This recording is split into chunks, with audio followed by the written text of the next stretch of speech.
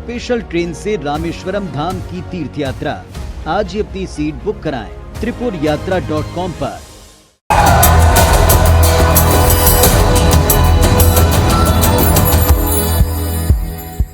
नमस्कार, बहुत बहुत स्वागत है आप सबका। मैं पुनीत पाठक हूं।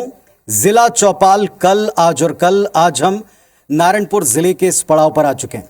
इस अबूझ इलाके में विकास कहां तक पहुंचा और आने वाले वक्त के लिए ये अबूझ इलाका अब किस तरह से तैयारी कर रहा है, क्योंकि जितना हम देख पाए हैं, यहां आकर समझ पाए हैं, विकास के लिए यहां के लोगों की लालसा, यहां के लोगों की उम्मीद, यहां के लोगों की आने वाले समय को लेकर लक्ष्यों को तय करने की चुनौतियां किसी भी दूसरे इलाके से कम नहीं हैं।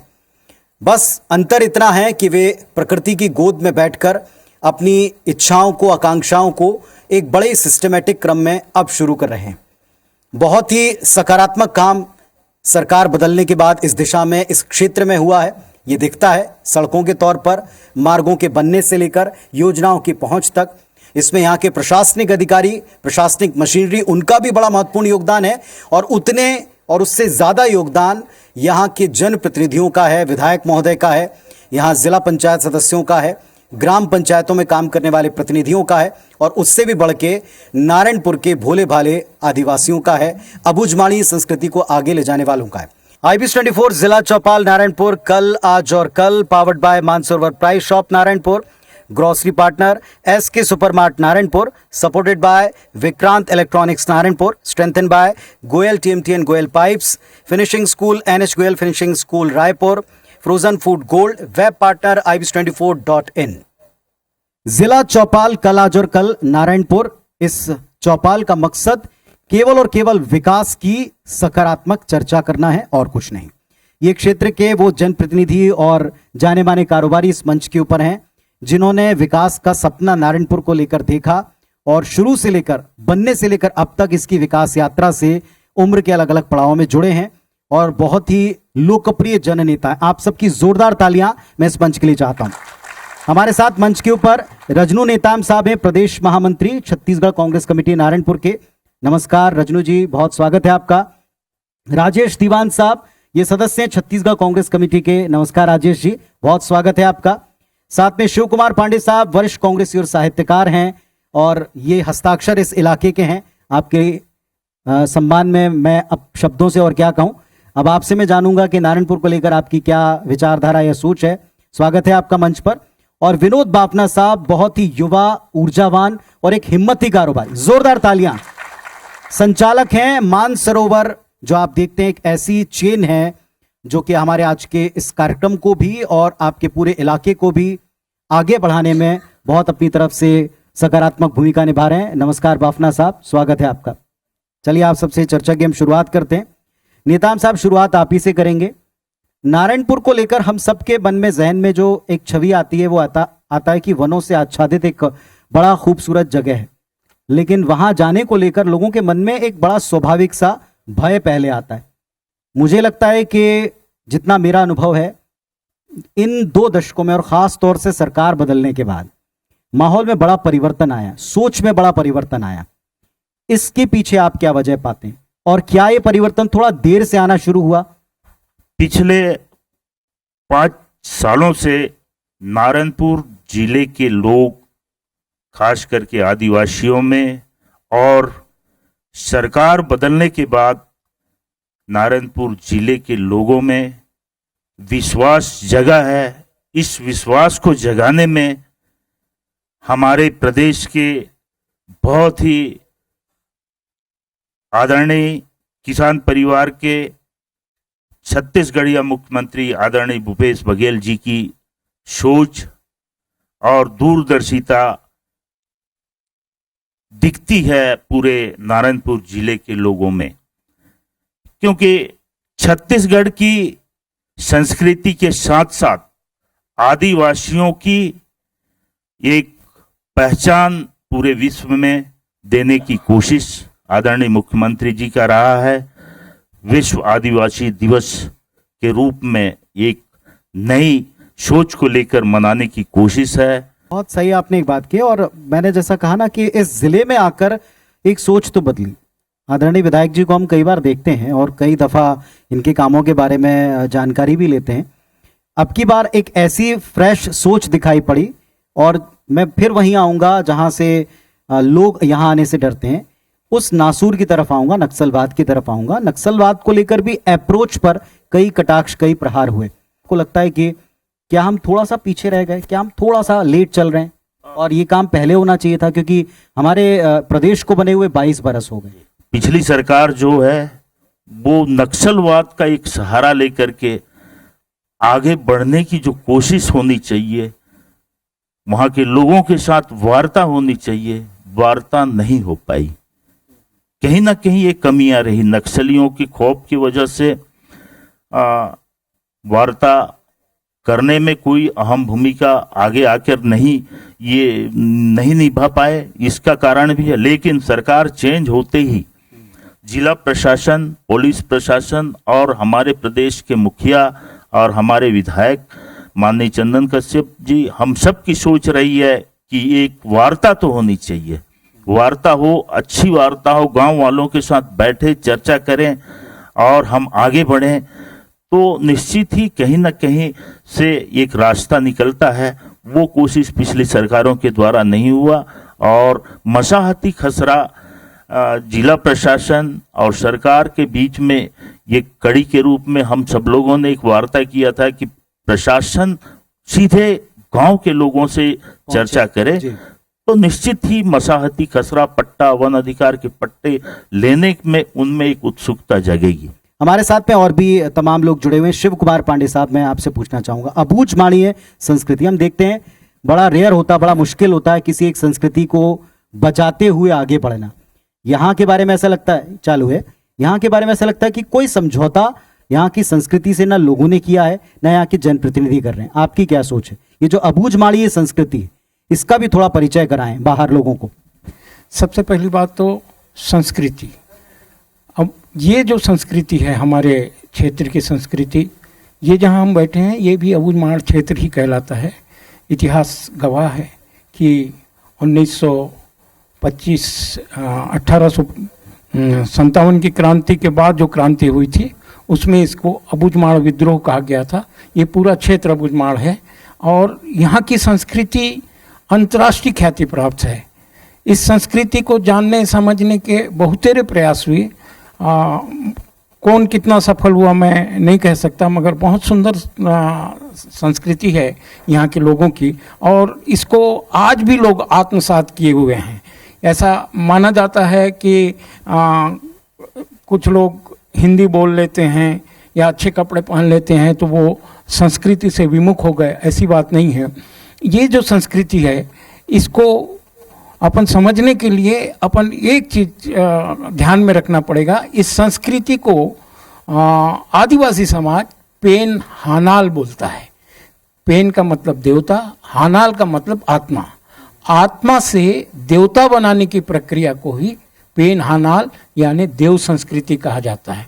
देव संस्कृति सारी संस्कृति की जननी है।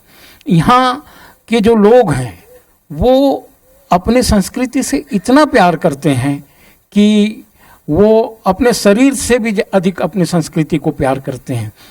पांडे जी, ये जो अबूझ माणिये संस्कृति है, इसमें क्या आप चूंकि इस संस्कृति से, इसके इतिहास से पूरी तरह जुड़े हुए हैं, क्या इसकी ओट में एक बहुत लंबे कालखंड तक, बहुत लंबे समय तक इसे अबूझ बनाए रखने का प्रयास ही किया गया? मैं इसमें किसी को दोष नहीं दे रहा, लेकिन ऐसा दिखता है कि जैसा आपने कहा ना कि बाहर से आके लोगों ने सिर्फ प्रक्रिया को देखा, मूल आत्मा छोड़ दी, जबकि आज हम इस दौर में हैं कि लोग संस्कृति को देखने के लिए सुदूर देश से तक आते हैं, इन अंचलों की तरफ आते हैं। फिर क्या वजह रही कि आप इसको अबूझ ही पाते हैं? नहीं, बहुत अच्छा आपने प्रश्न किया। ये बहुत कालखंड तक अबूझ माण को एक अजायब घर की तरह प्रस्तुत किया गया।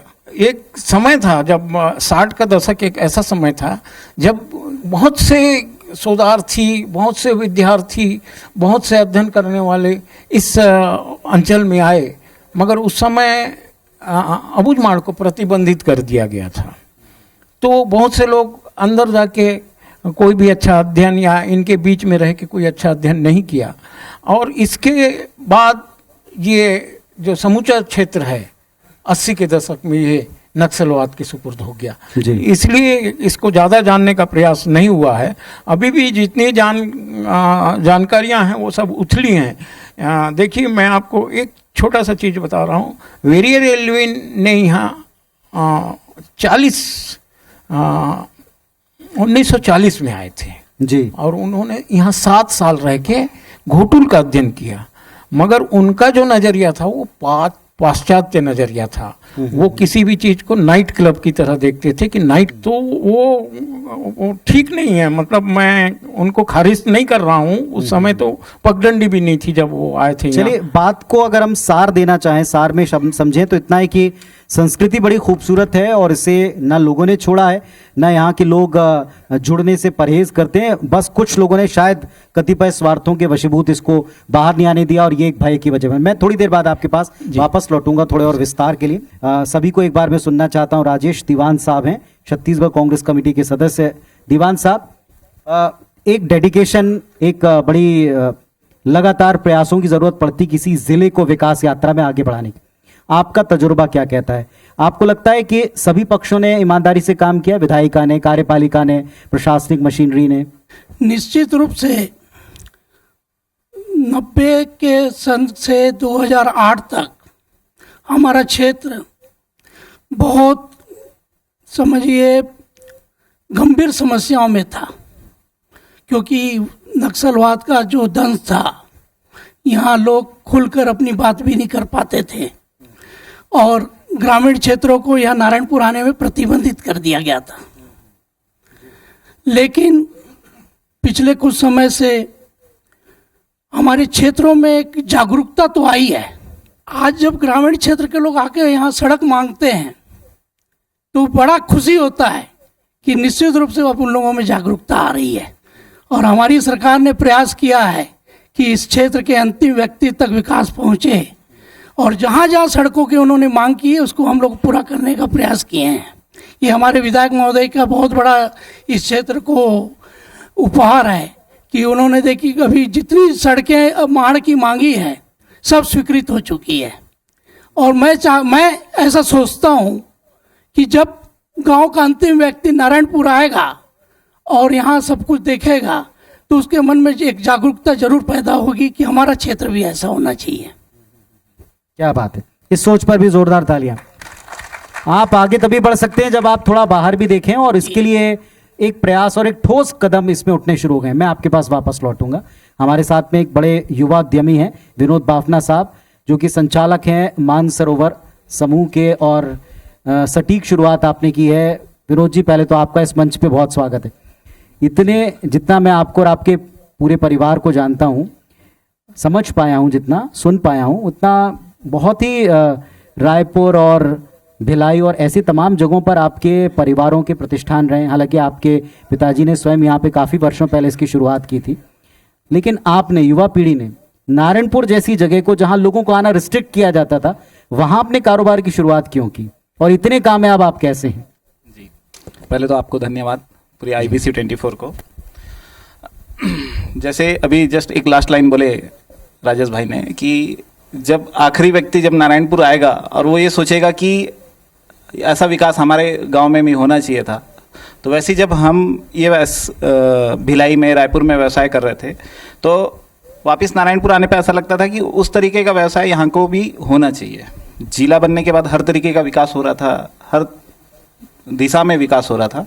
तो व्यापार भी एक ऐसा चीज़ है जो लोगों की आवश्यकताओं को पूरी करने में और गांव के जिले को विकास करने में बहुत योगदान देता है जी।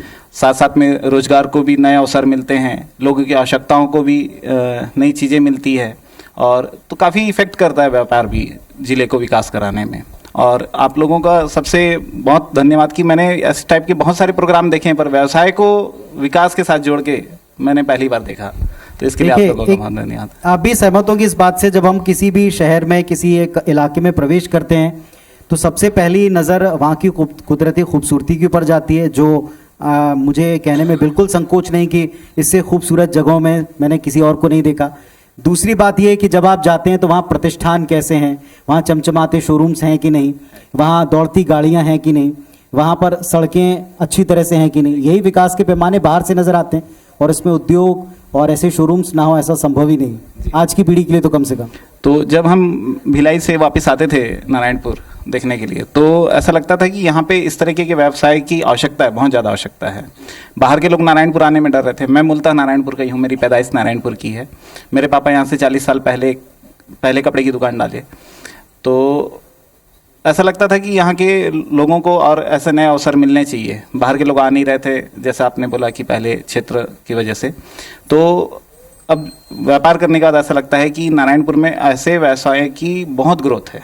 मतलब हर प्रकार के, अब जैसे मैं कपड़े का व्यवसाय करता हूँ, बाकी अलग प्रकार के व्यवसाय भी हैं। हर व्यवसाय के लिए यहाँ पे बहुत अच्छी आवश्यकता है और ज़रूरत भी है। एक और बात ये कि आप इतने कामयाब कैसे हुए, क्योंकि बहुत सारे लोगों को ये संशय होगा कि ऐसे इलाके में जहाँ जाने से डर लगता हो वहाँ व्यवसाय शुरू कैसे करें। जैसा आपने बताया कि परिवार ने कपड़ों की शॉप तो शुरू कर दी थी, फिर इतने बड़े और भव्य शोरूम की आवश्यकता क्यों, ये आपने कैसे महसूस की?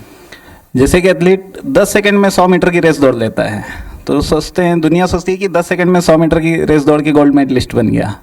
ऐसा नहीं है। ये पापा के 40 साल की मेहनत और मेरे बचपन से लेकर आज तक की जो मेहनत है, वहाँ इस रूप में दिख रही है कि गोल्ड मेडलिस्ट बन गए हम। पर वो एथलीट की जो मेहनत रहती है बचपन से लेकर, जो वो चीज़ें जो छिपी रहती है वो दिखती नहीं है। एक बार जोरदार तालियां आप इस प्रयास के लिए ज़रूर बजाएं, इस सोच के लिए भी बजाएं। नेताम साहब, जैसा अभी हमने बहुत ही अच्छी चर्चा की शुरुआत की, अब हमने शुरुआत कर दी है राजस्व ग्राम में जो ज़रूरतें होती हैं उसकी पूर्ति करने से। आने वाले प्लान्स आपको क्या लगता है नारायणपुर के कैसे होने चाहिए? क्योंकि हर सरकार अपने मुताबिक विकास की परिभाषा गढ़ती है और ये सरकार ग्रामीण परिवेश, ग्रामीण अर्थव्यवस्था से विकास देखती है। इसकी सारी योजनाएं पहले दिन से अभी तक हम देखते हैं कि उसकी पृष्ठभूमि ग्रामीण है, किसान है, कृषि है। किसी भी जिले का विकास करना है तो वहाँ की